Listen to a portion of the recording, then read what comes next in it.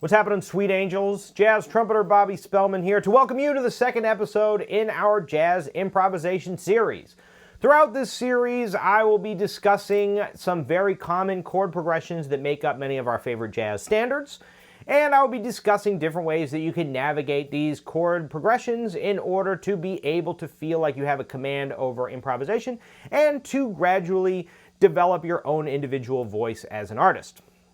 Now, in last week's episode, we did a fast-paced crash course in all of the 7 modes of the major scale, as well as the corresponding 7th chords related to those scales.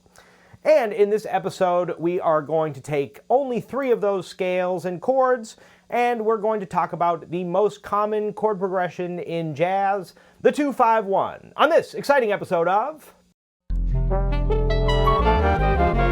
Theory with Bob. Our gang, in this episode, we're going to cover some more fundamentals, and next week we're going to apply them and talk more about how to improvise using these concepts. But I think it's important to cover some of the fundamentals as a reminder if you're coming back to improvisation after a while, or if you're starting off anew, or if you're not as comfortable with some of these concepts in music theory. Hopefully this will clear up any confusion. So, in last week's episode, we talked about all 7 modes that are associated with the C major scale, as well as their corresponding 7th chords. Now, we are going to return to the key of C major. That's a pretty good place to start. And we are going to use only 3 of those chords that we talked about in last week's episode. So I opened the floodgates last week and absolutely barraged you with all kinds of chords and scales, but now we're going to simplify it a little bit and talk a little bit about how you can use this stuff in a practical fashion. So, in this episode, instead of talking about all 7 of the modes and various corresponding chords, we're going to talk about 3 of them, and they are the 1 chord, the tonic chord, that is a C major 7 chord, as well as the 2 chord, which is a D minor 7 chord, and the 5 chord, which is a G dominant 7th, or just G7. All right, these 3 chords make up the most common chord progression in jazz music and perhaps Western music as a greater whole, and that is the 2-5-1. Now, we're going to talk more about that later, but there are 2 components to this that I wanted to discuss before we get into the chord progression itself. First of all, as I mentioned in the last video, the root of each of these chords is going to give you the foundation of the chord and thus establish the various relationships between the notes in the chord. But the root does not give you the quality of the chord, it only tells you what the fundamental note is. In order to get the quality of the chord, we must talk about the thirds and the 7s. So, in the case of a C major 7 chord, to do a little recap, you have a major 3rd and a major 7. The 3rd and the 7 are the 2 most important notes for identifying the quality of the chord, because the 3rd tells you whether it's a major chord or a minor chord, and the 7th, in conjunction with the 3rd, tells you whether you're dealing with a major 7 chord with a major 7th, a dominant 7th chord with a major 3rd but a minor 7th, a minor 7th chord with a minor 3rd and a minor 7th, or a minor major 7 chord with a minor 3rd and a major 7th. Each of those chords has a characteristic sound, and that characteristic sound comes largely from the 3rds and the 7s. As we go, we'll also talk about the qualities of 9s and 13s and 11s, things of that nature, the extensions, or also known as the upper structure triads. But for now, we're just going to talk about the 3rds and the 7s.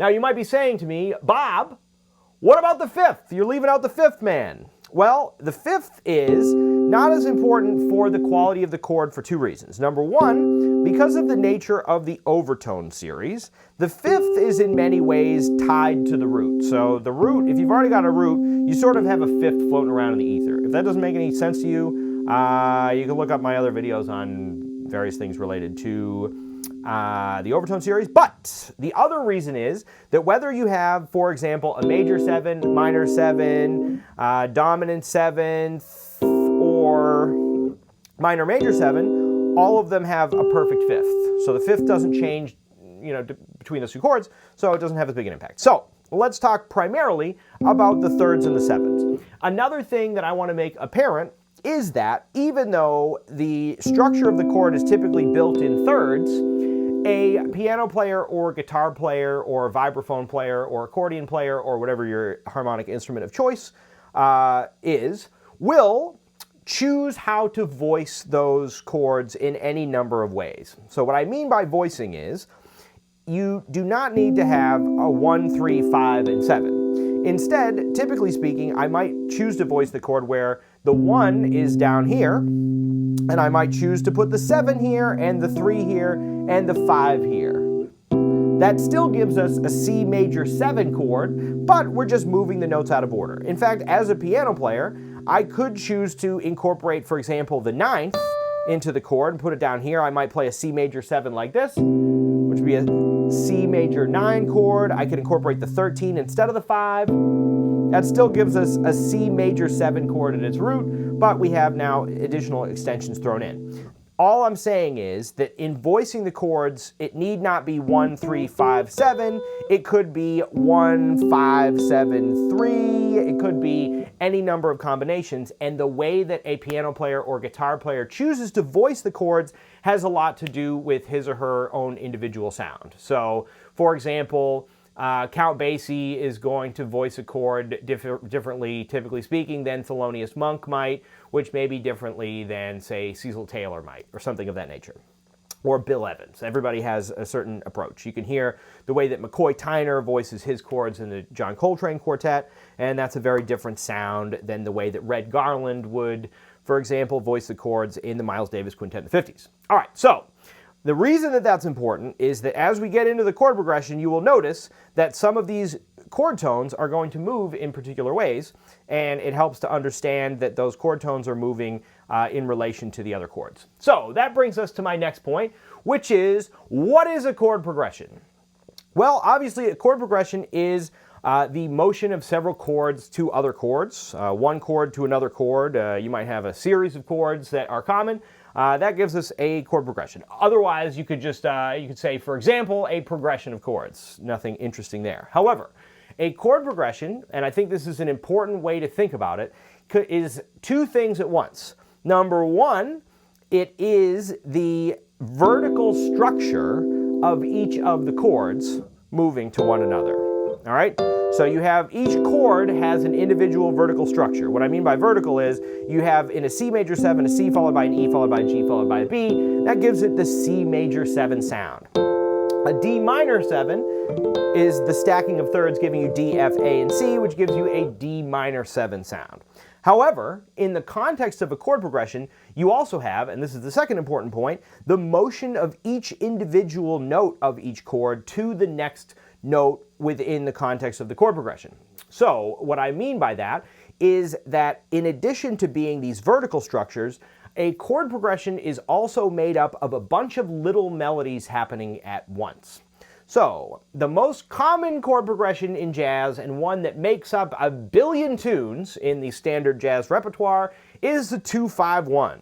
So a 2-5-1 in the key of C major is going to be the 2 chord, which is D minor 7, followed by the 5 chord, G7, resolving to the 1 chord, C major 7. Now again, different piano players would voice these chords in different ways, but the idea here is to show you some fairly rudimentary common chord voicings that will show you what these chord progressions sound like. Another thing that I'll mention right now, at the risk of getting too verbose, is that my goal is for you not only to understand how the chord progression works, but as importantly, to be able to hear the chord progression, both so that you can improvise over these chords, and also so that you can identify them when you hear it in a piece of music, and it also makes memorizing music much easier. So as we go, my goal is to show you the theory behind this, but be aware that theory and ear training are two sides of the same coin.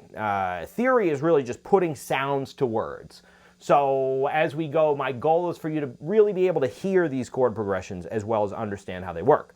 So going back, once again, let me simplify this chord progression, and we are going to have D in the bass, and then we're going to have the minor 3rd and the minor 7th. just those 3 notes gives us the entire D minor 7 chord. I could add the A in there, the 5th, but we're going to leave it out for now so that you can see how the motion of each of these notes works within the context of the chord progression. So, when I move from a D, which is the 2 chord, to the 5 chord of the chord progression, 2 things are going to happen. All right, so on the one hand, you have the root motion goes down from a D, down a 5th to a G, and then when we resolve to the 1 chord, that's going to go down another 5th from the dominant chord, the G7, down to the C.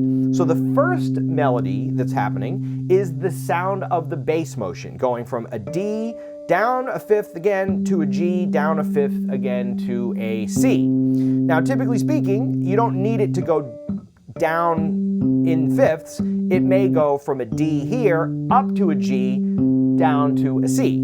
Or it might go, for example, from a D down to a G and then up to a C. It doesn't have to go down, but you can see the way that that motion, the bass motion, is moving down in 5ths to resolve from the D minor 7 through the G7 all the way down to the tonic C major 7. All right, while the bass motion is moving down in 5ths, you also have the notes in the chord, the 3rd and the 7ths, are going to move accordingly in order to reach the other chords in the chord progression. So if we start with a D in the bass and the minor 3rd and the minor 7th, the F and C, when we move up to a G7 chord, the only, beyond the root, which is going to move to a G, the only note that needs to change is this C is going to move down to the 3rd of G7, which is B. So now you have a G7 chord. Again, I can play it with only these 3 notes because these are the notes that define the chord. So we have a G in the bass, F is the 7th, B is the 3rd. That chord creates a certain amount of tension that we could choose to resolve, for example, to a C major triad, which sounds like this. Now that's a very common chord progression. I'm going to play it for you one more time like that. Now, typically speaking, in, for example, classical music or pop music or folk music, you might have a triad to end the tune, and in some jazz tunes you will also have the major triad to end the tune, however, or end the chord progression. But typically speaking in jazz we have 4 notes in a chord or more, so for that reason we will often resolve to a C major 7 chord as the root chord, as the 1 chord in C major, also known as the tonic.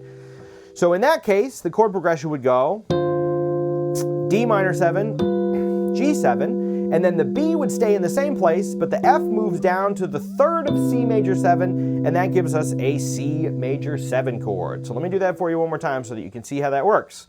D minor 7, G7, C major 7. Now if I add the 5s and the in one instance, the 13 into this little mix, or the 9. Let's see. Nope, I'm going to do 5s and 9s. Here's what it sounds like. It goes like this. All right, so now we added the 5s back into it. Thickens up the chord a little bit, but does not change the underlying quality of the chord. So what you will notice about this chord progression is, once again, it's 2 things at once. It's the fundamental structure of the chords moving. So you have the structure of a D minor 7 chord moving to the structure of a G7 chord moving to the structure of a C major 7 chord. But no jazz piano player would typically play the chords in root position like that, moving around. Instead, you would find the shortest distance between the notes in the various chords moving from one to the other. This is called voice leading. Voice leading is very important, not only for harmonic instrumentalists like pianists and guitar players, but for horn players like me and any other melodic improviser, because being able to understand how the chords move, how the notes move through the chords is extremely important, not only for understanding how to navigate the chords as an improviser, but as importantly for being able to hear the chords in time. So, once again, it's very useful as you play through these kinds of progressions to really be able to hear the sound of the motion of the notes in a sort of horizontal fashion, I might call it, moving in time through the chord progression. Now if I play it all together, including some of the 9s and other things of that nature, 5s and whatnot, it might sound like this. So in that case, I've just added a 9 to the minor 7 chord, so now it's a D minor 9 chord. Now we're going to turn that into a G7 with a 9 and a 13 in it. That's the voicing I've chosen to use in that particular context, and then we're going to resolve to a C major 9 chord. Once again, it's my choice to add some of the 9s and 13s and other notes in the chords. Later on, we will talk more about how to navigate the 9s and 13s and other notes in the chord. If it feels overwhelming, just remember that there's only 7 notes in a scale, and there's usually, between 4 and 7 notes in a chord, and that's all we're dealing with. So some of this stuff can seem overwhelming in the short term, but my goal is to take you gradually through some of this stuff, and the more you're exposed to it, the more it'll be clear the way that these different chords interact with one another, and the notes in the chords interact with the root of the various chords. All right, so once again, you can think of a chord progression as being 2 things at once. One is the vertical structure of the chords themselves, and as importantly, the sound of the notes within the chords moving melodically through the chord progression. The more you can hear the nature of the way that those chord tones move through time, the easier it will be to identify various chord progressions. All right, gang, and there you have it. A little bit on voice leading and 2-5-1s. This is a little fundamental overview on some of the components that make up jazz harmony. And in next week's episode, we're going to bring a band in here, and we're going to talk about some fundamental techniques that you can use to practice navigating chords like this. As you go, you will learn the mechanics of how we think about navigating chords in jazz harmonic progressions. And as you go, it will give you the opportunity to expand your musical vocabulary and find your own individual voice as an improviser. All right, gang, I hope you had fun with that. If you like this video, give us a like and subscribe to the channel for more videos on jazz, improvisation, and the like. And if you're looking for private lessons online or in New York City in jazz, improvisation, composition, and various musical instruments, you can find us on our website at www.ridgewoodschoolofmusic.com or send us an email at ridgewoodschoolofmusic@gmail.com. All right, gang, hope you had fun with that. Have a wonderful time practicing, and I'll catch you in the next one. See ya! Theory with Bob.